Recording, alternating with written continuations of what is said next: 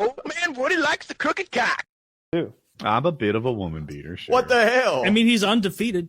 I think I talked about this on the show years ago. This is probably 5 years ago at this point. I was at late night, like a restaurant with someone, and we're at the bar, and behind us there's a big glass pane to see out to the street. This is when I lived in the city of St. Louis, and I had never seen like a full-on fight in the street before between people. And this black guy and this enormous, big, fat white woman. I say enormous like she's 6'4". No, she was just like probably like 5'7" and wide, but he was like 5'8" and built. And they got in a honest to God fist fight right outside of this restaurant, to the point that like there was a big table of black women sitting next to me. And as it started to go down, they're all like, "Oh, it's going down. It's going down." And they all run outside too to be part of the menagerie watching it. And of course. They were not just fighting on the sidewalk. There were a bunch of, parallel parked cars, and they got in between like one sedan and one like van. And this girl was like trying to throw like those like girl punches at him with a surprising amount of mass behind it. And she like caught him with one. And I think that humiliated him a lot in front of like this watching audience. And he hit her so goddamn hard a couple times, but he could not knock her out. He couldn't knock her out. Couldn't put her to sleep.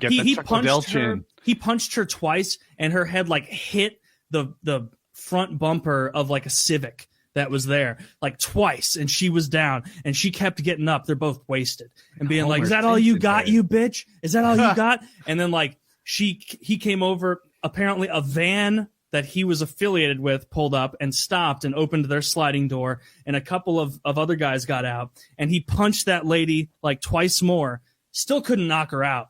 And like she was getting back up and like going at him, trying to smack him, and he clearly embarrassing. You can't knock her out. And then the van starts driving away when it gets a little more real. And this dude like knocks her down one more time, turns around, sprints, and gets into the moving van. We called the police 25 minutes earlier. They just didn't show up because there's enough crime in St. Louis. They were dealing with more serious shit. About that. So yeah, they just didn't show up. This white girl got her ass beat and then just popped in a car, and she took a beating like an absolute champion. She could take a kick from like Ronda Rousey or whoever. Good quality. Yeah, Ronda Rousey, probably not a good quality kick. Not a great kicker. Not a great kicker. Not known for it. But pretty Connor impressive. looks fucking huge. I think Connor, he's looking good. When a guy puts on some fat, but he's still like not a fat person. He just added fat. So it looks like he's added a lot of muscle, but really he's added some muscle and some fat. Of course. And can we pick up a current, maybe I need to find it myself. Yeah, it's that big bearded poofy picture of him. I mean, that's what he's going to look like if he's bulking. He's going to be in a calorie surplus. And he had clearly put on some muscle. And he's not doing cardio because he's got a fucking pin in his leg or a bar in it or what rod or whatever it is now. Hard to do cardio without legs. Yeah, you got to do like one of those fucking like wheelchair bikes or something. I don't know what you do without your legs. I'm not finding the picture. You know what? This is good. Can you show this picture, Zach? Yeah, he's definitely been getting bigger. Yeah, he's got a lot more size now for sure. Just look at this and see. Oh, can you zoom in on that? Oh, yeah. So, like, look at him on the left in particular. That's not what he used to look like. Now, he's added muscle. I'm not saying he hasn't. Right. I'm just saying a lot of that's not muscle. Sometimes you add some fat on there. Or it's not cut muscle, at least. You put fat on it, and all the muscles look a little bigger, but really, this is a man who can't do cardio. I feel like the world is acting like he got jacked. Right. And I am saying he's eating his carbs. I mean, You're saying he got bigger, but and like I guarantee he's got more power behind that punch than he did when he was like shredded, like very thin, because he has put some muscle on. He looks strong. Like it doesn't look like he's been packing on fat the wrong way. It looks like it's almost like a clean. This is how you build. I see veins in his delts. He's definitely a higher fat percentage because he is bulking. He's just I see this as him adding calories so he can add muscle because that's how it works, and then he'll cut the fat off and he'll look better than ever before probably. I just don't know if he can still fight. I mean, when's his last win? Like 2019? Zach said a good point. Getting ready for Nate again. That's so if people don't know, Nate's a big boy, and that would imply he'd fight at 170, probably not 155. So this might be the move if you're getting ready for Nate Diaz. The one trouble is Conor, although it wasn't during the Diaz fight, is known for really just being the first round fighter. He's absolutely lethal. One of the most dangerous people in the sport's history, 4 or 5 minutes. Mm-hmm. You get into the 6th, 7th minute, and he wears out. The guy went from an inline 4 to a V8. He's just going to suck down more gas than before. Is Nate Diaz even a big name now, or is it just the rivalry that they have that would make it interesting? He's a very big name. Now, I would argue that his fighting talent right now, in his older days, doesn't match his name. But he's a big name, and that's what you asked. Mm-hmm. Okay. But he's going to be like the 14th best guy in his weight class. But still a big name. Yes. Yeah, for sure. I mean, he has the face of a guy who's tough as shit. Like, you wouldn't pick a fight with that guy just by face. They can't make a muscle. Both the Diaz brothers, they go up there and they're like pose and they like put their arms forward and they look skinny. Their biceps don't do things when they flex. Their biceps are like, yeah, wait, why are you doing that other thing? And like, I'm not great at making muscles either, but they put their arm out like this, and it looks like, it's like, dude, give it. It makes it look all turkey-ish. Give it the peak or something. You're doing this thing. Makes it look like a tendon. I think they're trying to like a tendon. You do get it back. I think they're almost trying to like play up their length longer than they are. It looks like what's that animal that does that like T pose, like threat thing where it stands up? Have you seen that thing? I don't know. Hang on, let me find it. It's great. A honey badger. Honey badger just attacks. Honey badger just fucks you up. Good point. But yeah, I mean, like Nate Diaz. I'm confident I can outlift this guy in every single lift in the gym, but he would also murder me in half a second. Yeah, look at that. What you mean. It looks like a little fried chickeny when you have your arms extended. This guy, if he would just like he's doing, I am not even on camera. It looks like the Anchor Arms episode of SpongeBob where they zoomed in on his arm without the anchor arm, and it's like just a bone. He needs to get it back, and like if he needs to rotate it back and make a muscle. This thing he's doing looks bad. Yeah, he needs some anchor arms for sure. I can't tell if his core looks so broad because of his small arms or if he's just a big rib cage guy. I don't think his arm. Well, okay, his arms aren't big, and you might come from a. I'm saying body dysmorphia. Maybe that's not the term I'm looking for, but you see a man with big arms every day and may have different expectations than a regular guy. I see Nate Diaz's arms is pretty good, but he can't pose for shit. If he was doing it right. Reasonable. You're right. I bet he would look a lot more jacked if he would do exactly what you did, which was like tuck it, get that peak going. Yeah, like if you put it forward, it looks like shit, but you tuck it, bring it back, and it looks way better.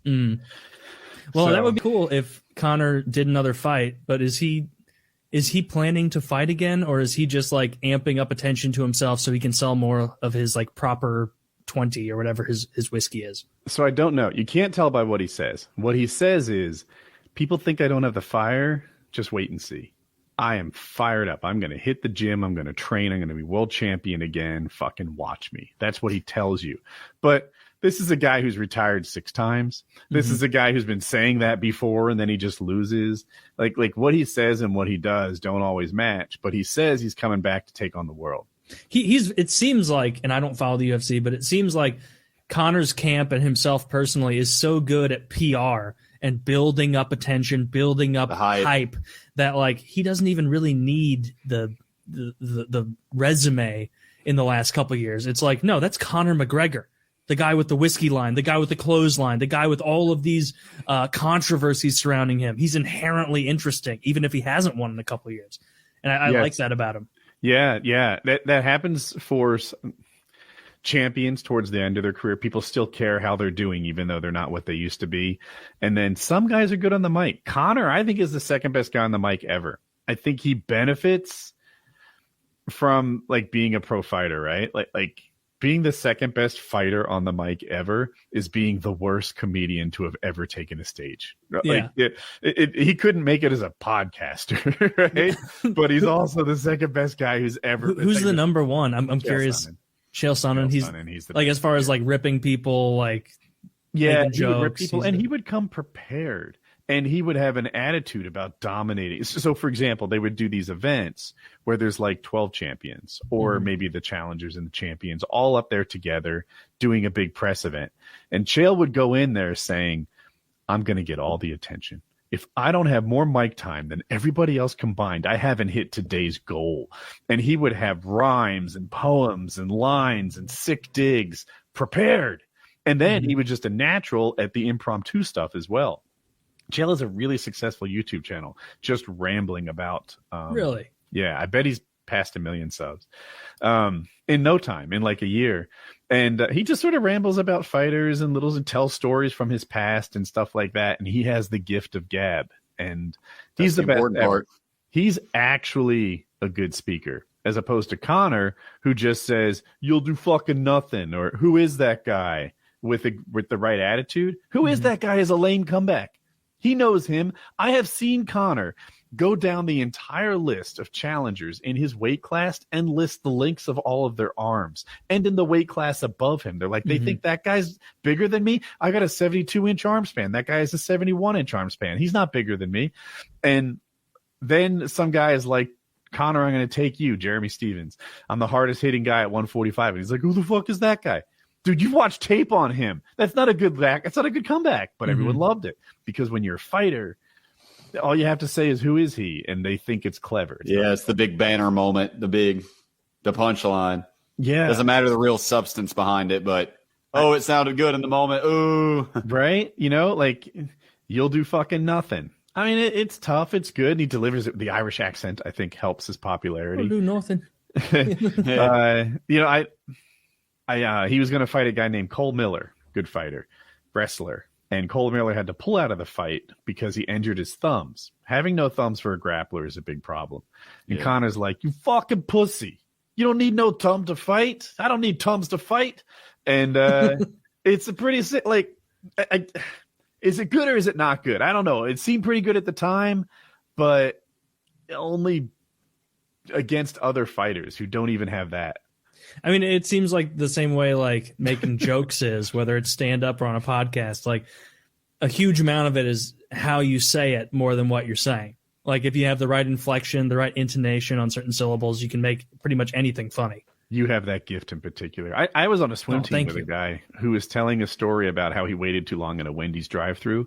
Everybody's in stitches. It's fucking hilarious. If I used that same material, they'd all leave the room. You know? But he had that gift. We get it. You were at Wendy's too long. Christ. Yeah. Yeah. Sorry you had to wait on your Baconator, asshole. That's the response I would get. I know what you mean. Yeah, it's a gift people have. It's I ended on that note. I love the wordplay. That was the best shit I've ever heard.